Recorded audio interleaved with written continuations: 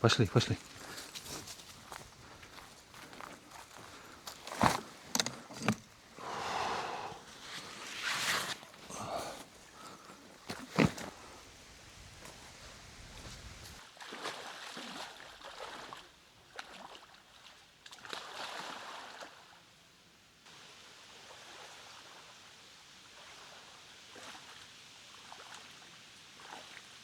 Друзья, приветствую вас на канале Календарь Рыболова. Меня зовут Алексей. Добрались с Карлосом к хижине рыболова. В последнее время мы приходили на лодке, но сегодня я решил пойти пешком, так как практически все время встречный ветер, сильная волна, очень долго.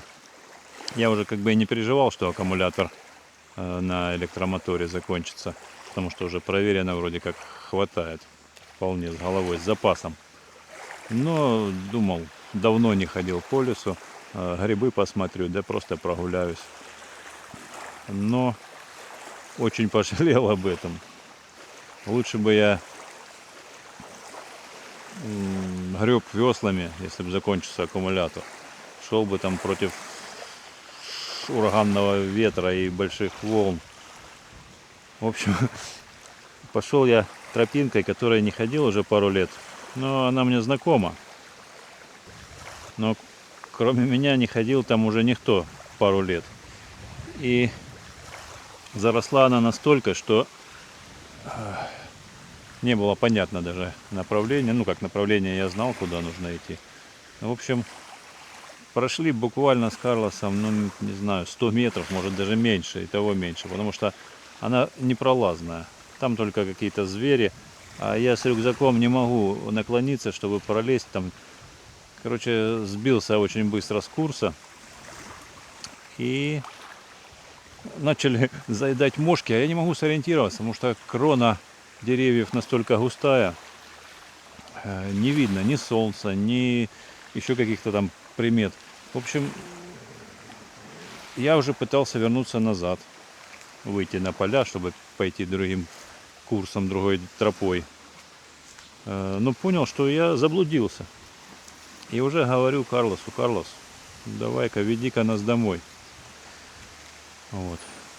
И он сообразил, но своим домом он посчитал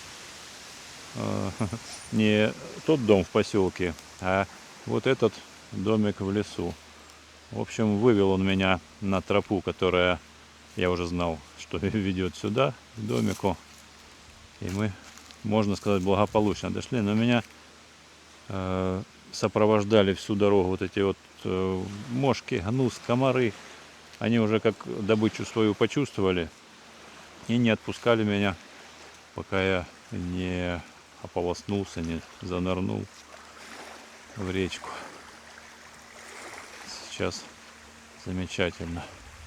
Конечно, после такого похода неплохо было бы поспать пару часиков. В планах сегодня порыбачить и, может быть, доделать двери вот этих вот из бамбука, из камыша.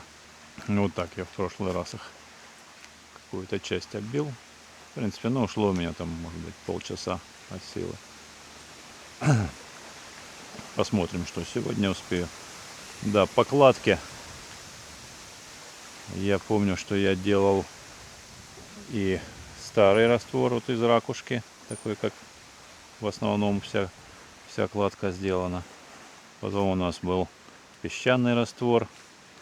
Немного потрескался, но не критично, так же, как и везде. Вот здесь тоже пару рядов песчаный раствор.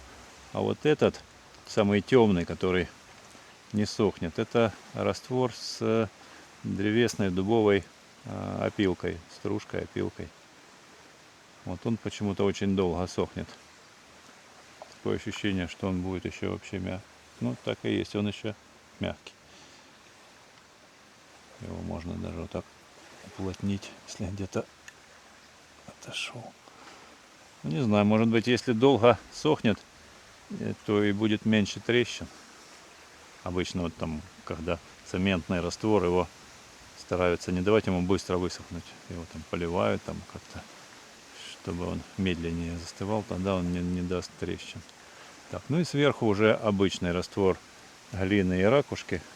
Он уже проверенный, больше всего мне нравится.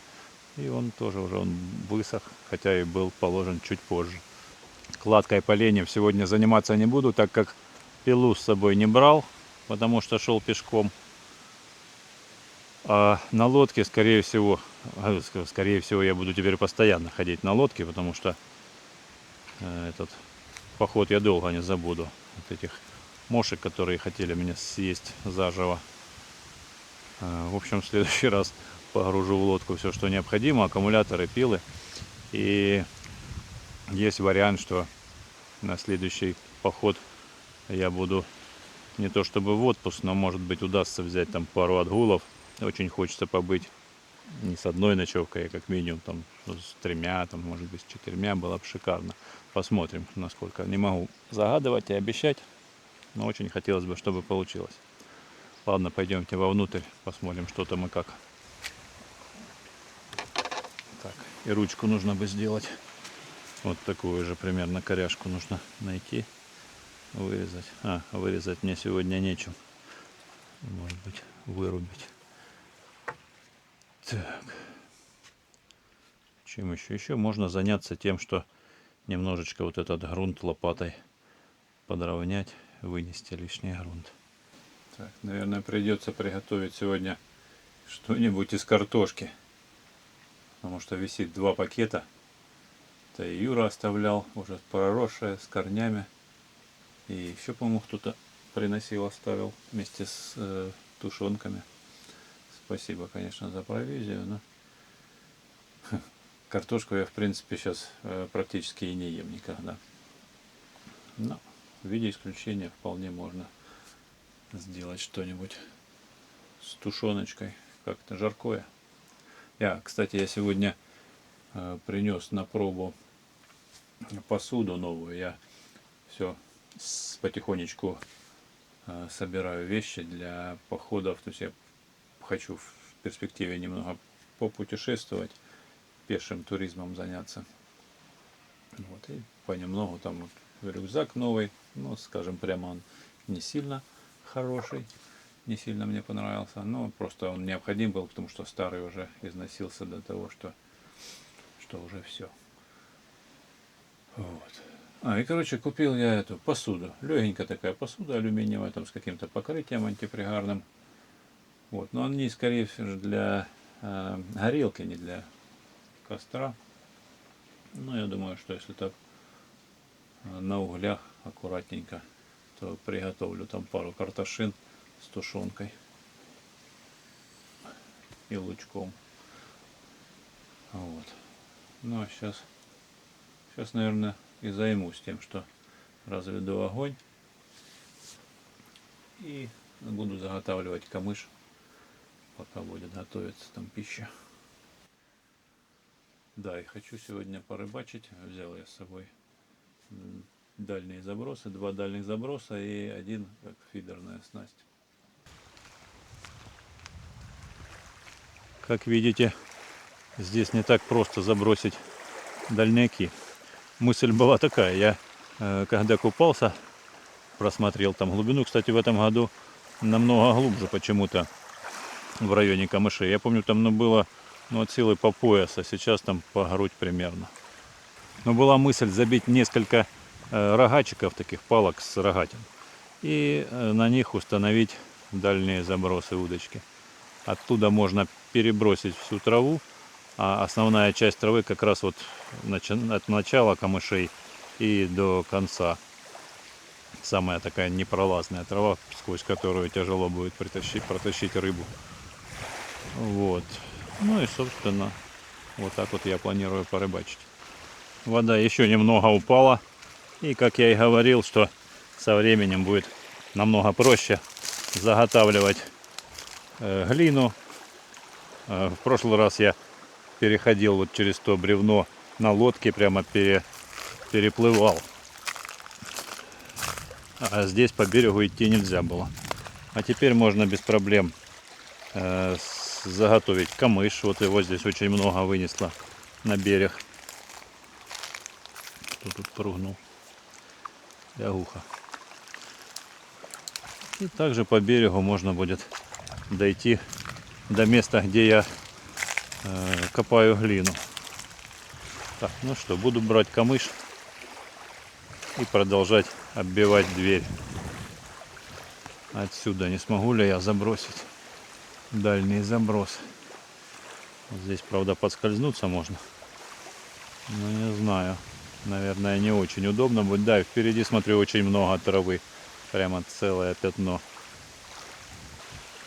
В прошлый раз, когда я здесь был, встретил приятелей своих знакомых рыбаков. Так вот, они ловили здесь недалеко. Как раз на том месте, где и я пробовал ловить. Но у меня на тот момент не клевало совсем. А они очень хорошо отловились. Наловили очень много леща. Вот, и даже поделились. Я взял там 5 хвостов найку одного. И там еще соседям раздал. Так что, не знаю, но попробую здесь. А если здесь клевать не будет, попробую там, где ловили они, если там свободно. Камыша очень много, но он почти весь вот такой кривой. Нужно выбирать хотя бы более-менее, чтобы можно было его нормально прибивать.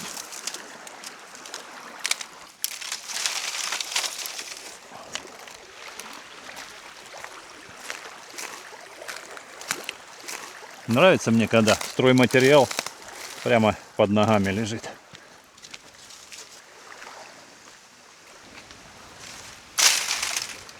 Хотел наколоть дровишек, никак не найду топора. Такое впечатление, что его кто-то утащил. Я обычно кладу его на одно и то же место постоянно. Но почему-то его там не оказалось. Странно, конечно. Вроде как не было такого, чтобы здесь кто-то что-то воровал. Да и все остальное там на месте. Ну как, а тут особо-то ценного ничего нет. Ну там какой-то мастерок, еще какие-то там мелкие инструменты. Вот. Ну как бы все на месте, а топора нет. Вроде как и странно. Но по факту нет. Потому что если бы кто-то опустился до воровства, то забрал бы, наверное, там все, что более-менее там из инструмента рабочее. Ладно, костер-то я и без топора разведу. Сейчас сухо, не проблема веток наломать. А вот рогачики вырубить и забить будет сложнее.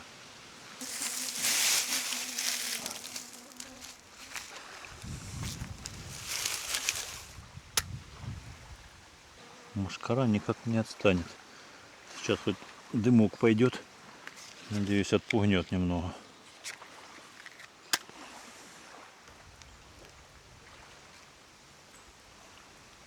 Такой нехороший осадочек оставался, что кто-то пришел и утащил там какую-то вещь, топор, да, в данном случае.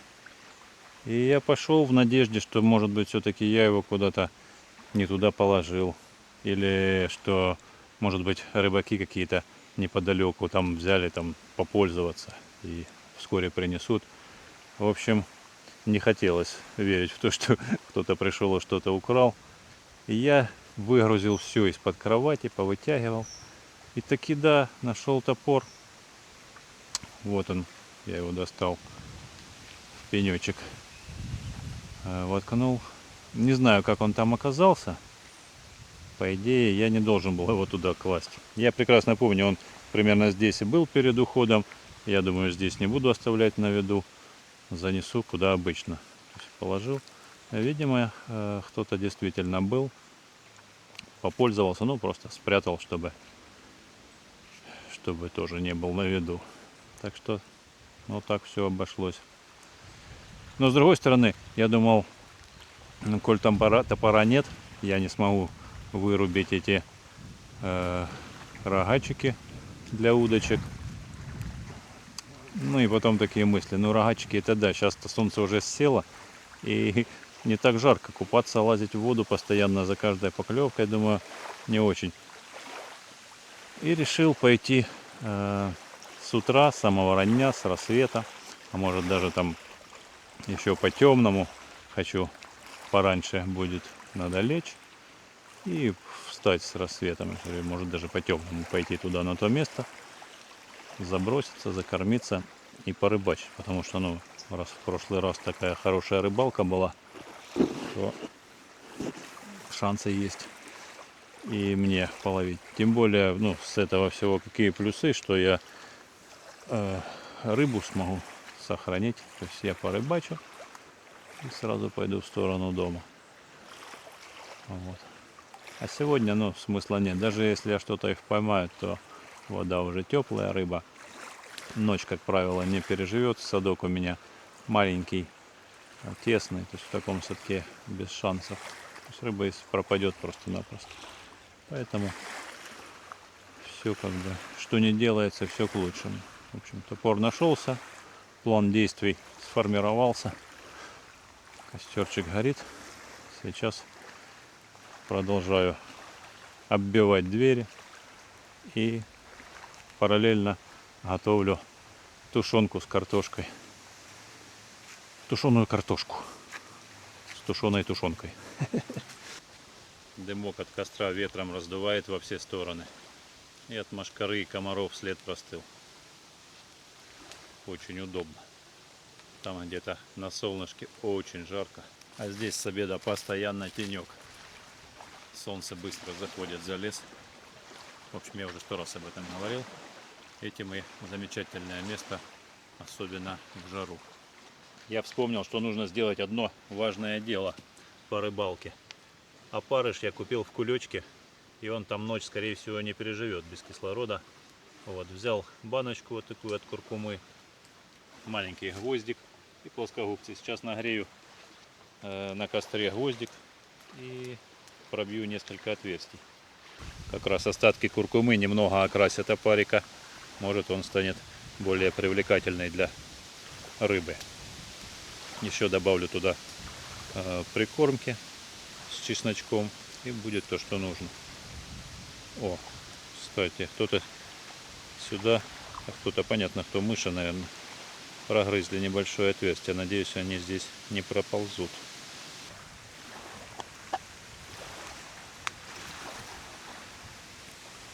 Опарыши такие, ребятки, что даже в миниатюрные отверстия проползают. Что нужен глубже, в идеале иголкой тоненькой пробивать. Но будем надеяться, что не сбегут. Так, как вы тут, веселые ребятишки, шевелятся еще. Хорошо. Прикормки я сегодня практически не брал. Специально взял. Буквально тут осталось, даже половины пачки нету. 3-я, 4-я часть, наверное. Что я хочу сделать? Во-первых, навести порядок в провизии. В ведре там столько всего уже старого, там крупы, мука, всякая ерунда. То есть все оттуда полностью пересортирую, и скорее всего все это пойдет в прикормку, потому что уже очень долго лежит, уже там картошка корни пустила, лук, ну короче, это все там портится понемногу. Вот. И все это, там и перловка, и горох есть. Все это дело можно сварить, что нужно сварить. А что не нужно сварить, то так добавить. Также у меня еще есть сухарей, большой там пакет. В общем, прикормки сделаю много. Вот, чуть ли не пол-ведра такого большого. Вот. А париков вот сюда, в чесночную прикормку.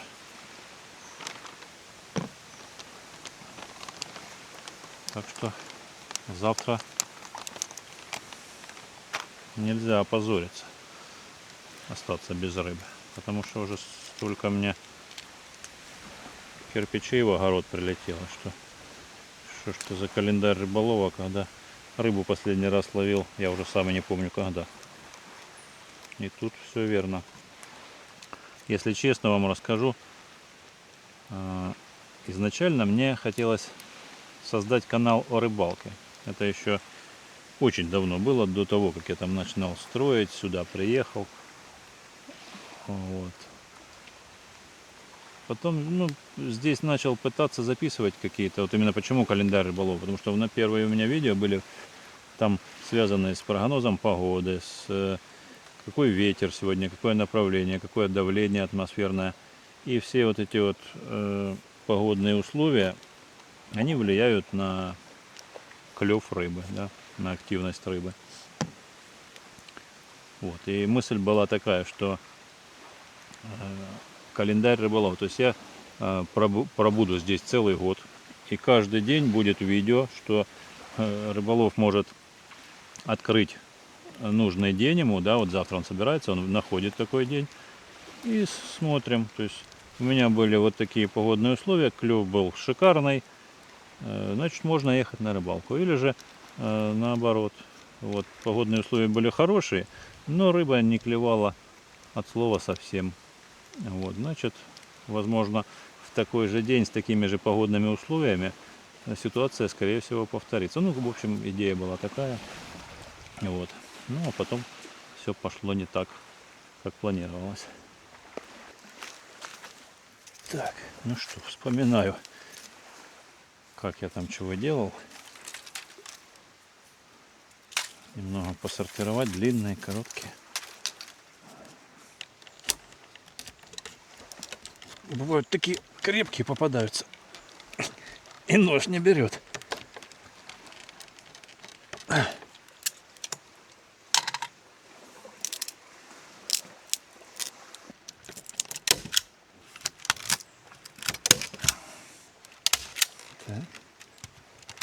Вот так.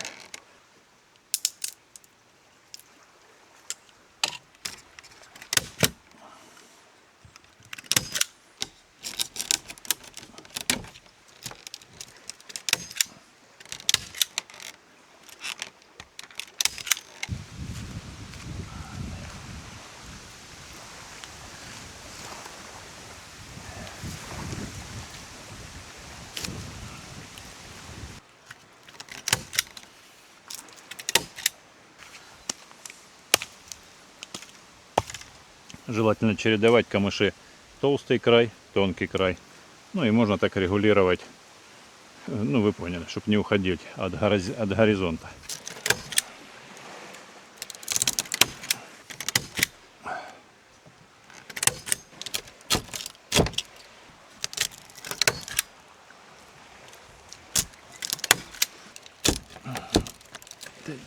Давай.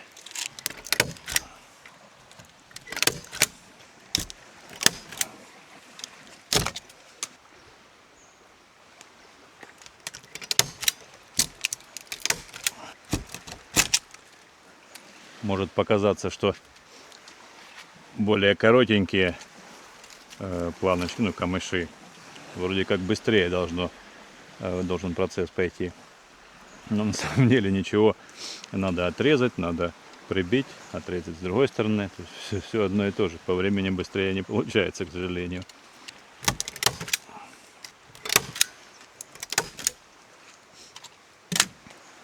Обычно к вечеру волна стихает, а тут наоборот ветерок разогнался.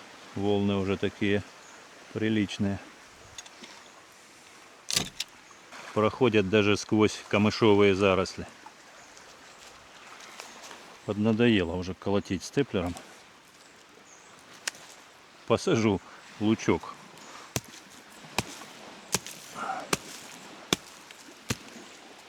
Не знаю, будет тут расти, не будет. Темно, конечно, но тут везде темно. Какое-то время сюда проникает солнце на это место.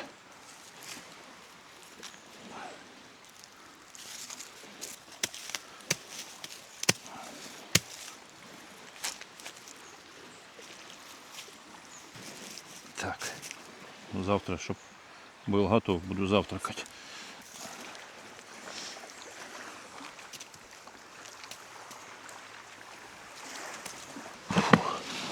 Что, Карлос, уже бы поужинать пора бы. Или не хочешь? Хочет. Карлос всегда хочет. Да я тоже проголодался. Вот купил вот такую посудку. Детскую какую-то. Не знаю, что здесь можно для взрослого мужика приготовить. Но это может для чая, чашка чая. Так, Карлос, это твоя здесь еда. Пойдем, насыплю тебе. Пойдем. Вот, косточек. Да, и вот вторая посудка. Кастрюлька. Так. 800 миллилитров написано, если полно. В общем, вот и проверю, достаточно ли мне будет для приема пищи вот такой вот кастрюльки. Сейчас почищу картошку, добавлю тушенку, посмотрим, что к чему. Мне кажется, что банка тушенки сюда влезет и все, а картошка уже не поместится, скорее всего. Так, ну что, почистил, помыл, порезал, ставлю на огонь. Я, если честно, так давно не готовил картошку, тем более, ну, с тушенкой. Я так понимаю, ее же необходимо немного отварить. Тушенка-то уже готовая к употреблению. Поэтому поставлю минут 15, пусть поварится, потом добавлю тушенку и с тушенкой еще потушится столько же. Прямо в пекло не буду ставить. Так, на углях проверить. Ручки-то силиконовые или какие-то могут расплавиться. Ну а пока ужин готовится, продолжаю декорировать. Надо бы не забыть в следующий раз взять еще скобочек для степлера. А то расход такой немалый.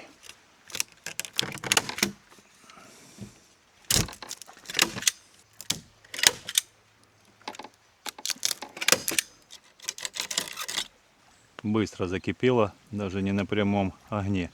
Уберу в сторону.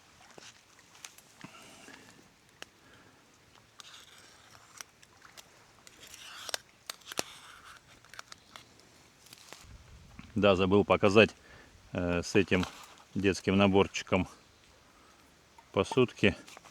Есть также и приборы.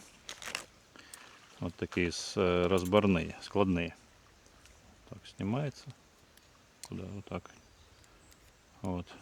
Ложка. Вилка.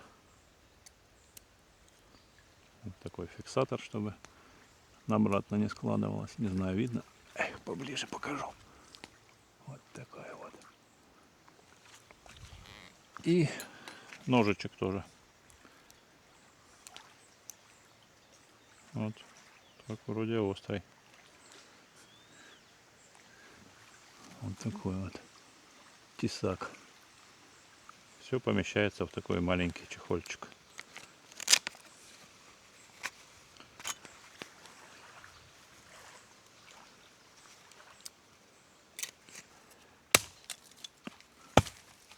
Ну и пока картоха варится, еще немного попристреливаю.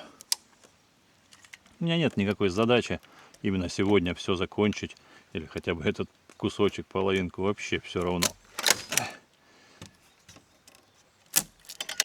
Есть настроение, делаю. Надоело. Занимаюсь чем-то другим. Назло всем хейтерам, которые пишут, что я ничего не хочу делать. И прихожу сюда только отдыхать. Это целиком и полностью правда. Я прихожу сюда отдыхать, а не что-то делать. А делаю исключительно ради удовольствия.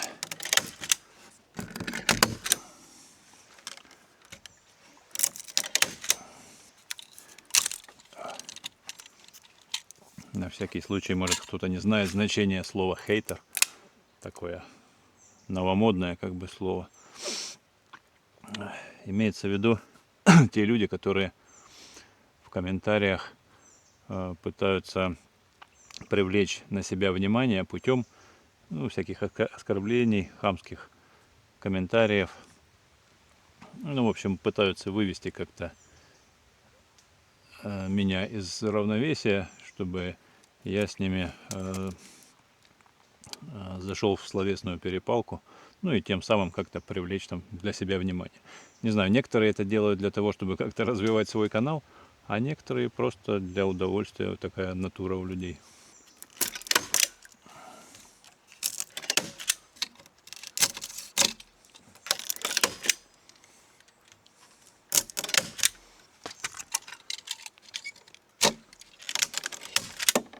Что ж такое? Скобки проверил, еще есть, а не стреляет. Что-то поломалось, буду разбираться. Так, степлер вроде починил, заклинила там скобочка. Разобрал, вытянул. Должен сейчас заработать, но уже пора, наверное, тушенку добавлять. Картоха сварилась. А я не взял сегодня нож нормальный. Канцелярским ножом сложно открыть, потому что он будет норовить сломаться, тоненький. И его нужно вот так придерживать пальцами. Тогда можно прорезать.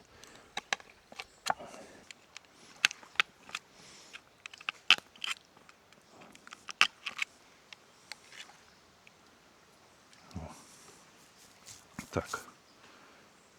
Добавлю, потом поставлю еще на решетку, она растает. И вылить весь жирок туда.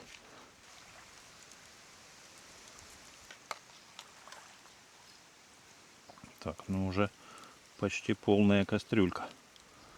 Хотя еще полбанки тушенки осталось.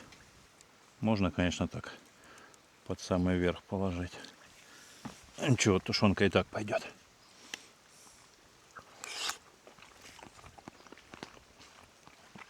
Хорошая, вкусная.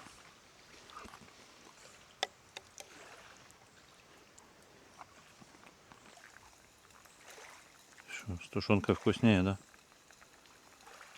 Карлсу тоже перепало чуток тушенки. А то он эти косточки что-то по жаре не хочет есть. А мясо в любую погоду мы едим, да? Давай ешь.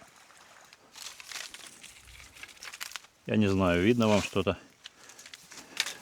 Мне еще видно.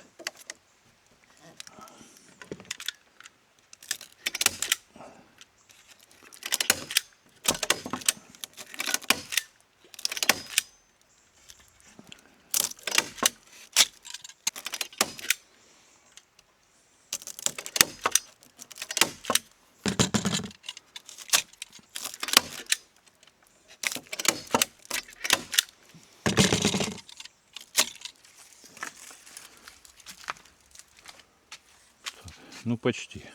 Остался небольшой уголочек, но уже так есть хочется, что буду есть. Так, вот так вот потом закрепить там, где скобки прибиты, чтобы было красивее.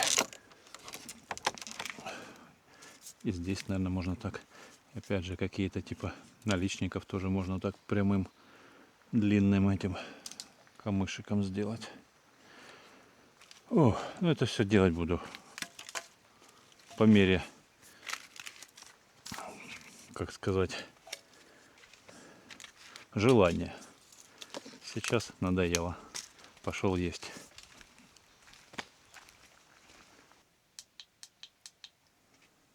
Так, что, пора перемещаться в помещение. Карлос, ты что, не наелся? Ты что, все доел там уже.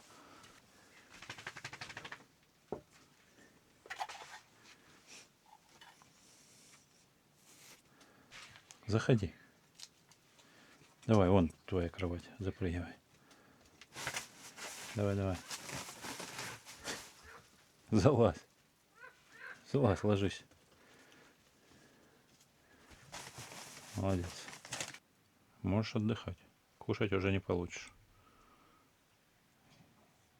И не надо удивляться так. Так, двери закрываются. комарики не залетали. Так, приятного аппетита. Не знаю, о чем даже поговорить с вами. Буду есть. Очень проголодался. Я думаю, чтобы я не ел в таком состоянии голода, все было бы вкусно. Да, получилась не картошка с тушенкой, а тушенка с картошкой.